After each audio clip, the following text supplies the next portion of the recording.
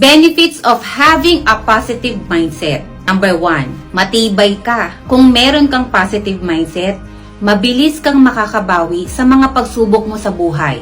Number 2, improved mental health. Mawawala ang stress, anxiety, and depression. Mapapalitan ito ng happiness, calmness, and good health. Number 3, positivity can build stronger connection. You will learn to respect and be respected. Number 4, motivated. Positive na ang outlook mo sa buhay at ganado kang abutin ang pangarap mo kahit anumang nakaharang dito. And number 5, greater success.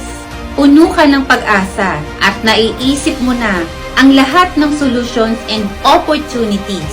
Ang laki na ng chance mo na ma-achieve ang success sa lahat ng aspeto mo sa buhay. Kung ano ang nasa isip mo, yun ang magiging ikaw. Stay positive.